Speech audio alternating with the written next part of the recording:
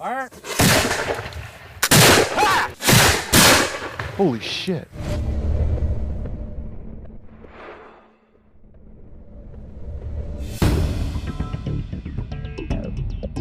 The golden age of piracy was a 10-year period of unabashed drinking, bootlegging, and murder that saw the creation of one of the largest black market economies in history. Firepower, intimidation, and a little bit of lunacy was their currency in life, and the Bahamas and Jamaica were their adopted homes. We set off for the Caribbean to get a taste of the pirate life that was far removed from the carefully manicured Hollywood depiction. At their zenith, they brought three empires nearly to their knees and cut off commerce, and they had a very good time doing what they were doing. One of the most notorious and violent was Charles Vane, who truly embodied the brutality of the times, dealing in death with a wide assortment of weaponry. We found a Florida-based weapons expert who knew the tools that Vane and his cohorts used to terrorize the seas.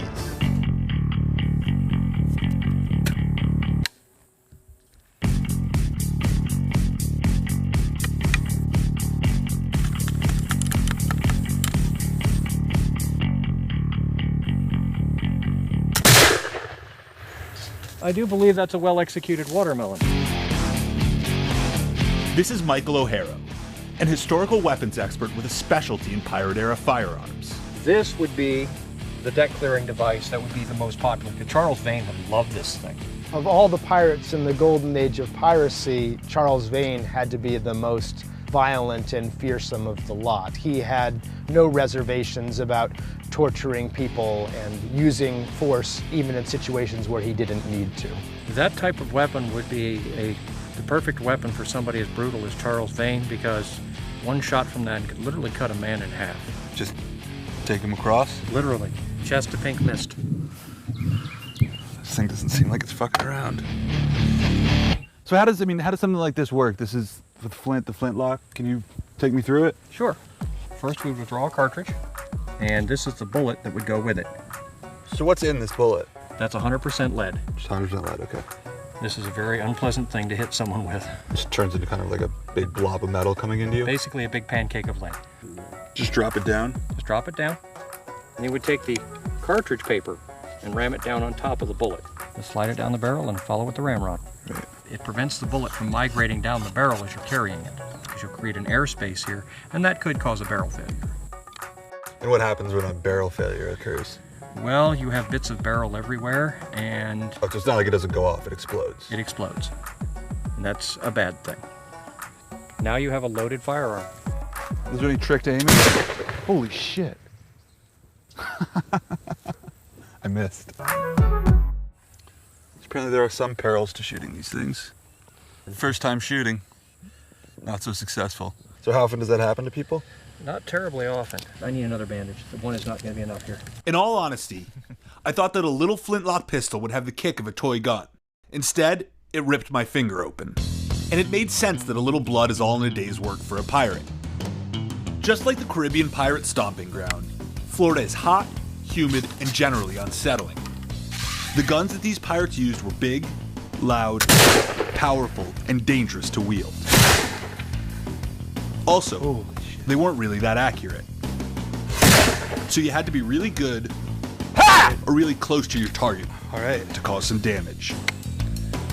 Although these weapons were difficult and often dangerous to use, in a seasoned pair of violent hands, a pirate could kill with ease. Good. There we go.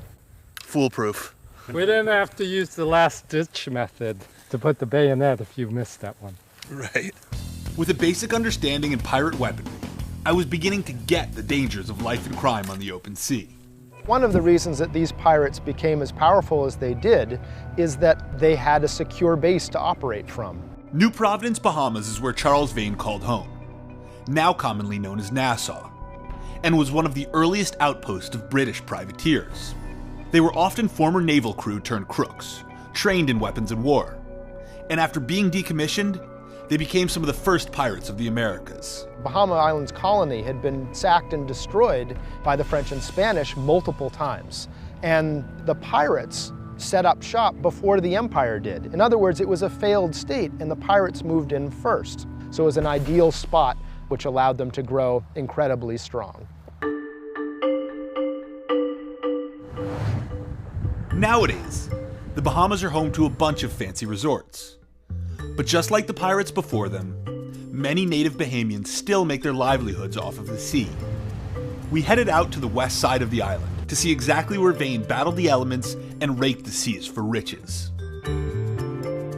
We brought along Captain Mike Daniel, the underwater explorer and pirate expert who discovered the famous sunken pirate ship Queen Anne's Revenge, and a guy who has spent years searching the waters around Nassau Harbor. What about these waters made it so ideal for piracy? The beauty of Nassau is that it's got a front door and a back door. The front door is deep water and the back door is shallower. So the Royal Navy or anyone trying to catch them would usually be in bigger ships. They couldn't get into these shallow waters. Some of the most famous shipwrecks and savage battles happened in the waters in and around Nassau Harbor. Thanks to its long barrier island and network of unmarked reefs and sandbars, it was the perfect hiding place for Charles Vane, and an ideal location from which to launch one of his trademark ruthless assaults on the nearby shipping lanes. The type of attacks that made him the de facto ruler of the island in 1718. How did the pirates know where to find their prey? Where would you find a merchant vessel? Sailing vessels were compelled to follow the prevailing winds from place to place. The various islands on the outside of the Caribbean, there were key passages. These were all choke points where the commerce of nations was compelled to go and the pirates could lie in wait in ambush. And what were some of the tactics that were used around here for navigating and taking other ships? If you were trying to catch a big ship, then it would take, a large sloop, of course, with some cannons on board to get up alongside and fire on them and then intimidate them into conceding. Not only were the pirates at risk of losing their lives through everyday violence, the sea itself harbored an even more horrifying and gruesome death. The waters were infested with all kinds of dangerous creatures like sharks, and there were certainly much larger numbers of them then than there are now. So you can see the you can see the bottom down here, right? Yep. Oh, this is all the. This here where shark. I don't feel good about that at all. I see at least 4 right there. Right, who's going first? You're going first, man. You gotta test the waters. Awesome. This is stupid.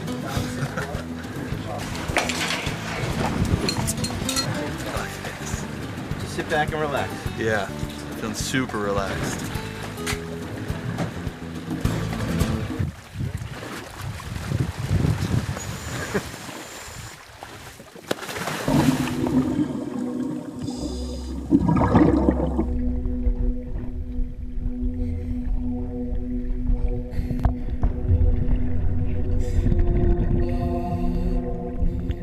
In 1715, the Spanish treasure fleet, a total of 8 ships, sank along the treasure coast.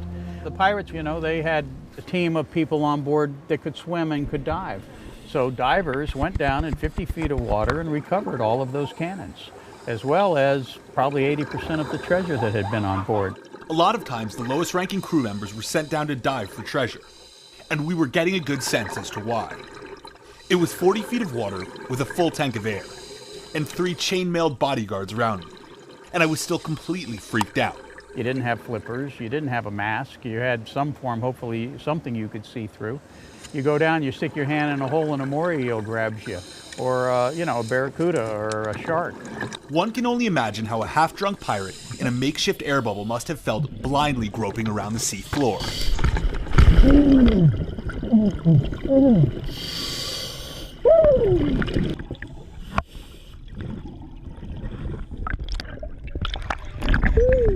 There's a lot of sharks knocking right into you. I mean, there's just sharks everywhere.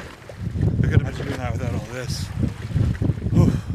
If you're signing up for a merry life and a short one, you're assuming that if you go into piracy, the chance that your life is going to be cut short by storm, naval action, or the hangman's noose is pretty high.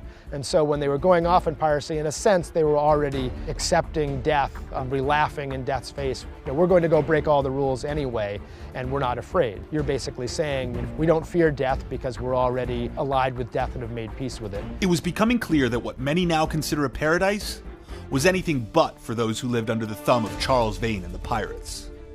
But even with the unseen dangers and violence lurking at every turn in the Bahamas, it was decidedly worse 300 miles to the south in the black market hub of Port Royal, Jamaica. where Charles Vane eventually met his death. Life there centered around pillage, plunder, and a shitload of rum, as well as an acceptance of the fact that you're most likely going to die very soon.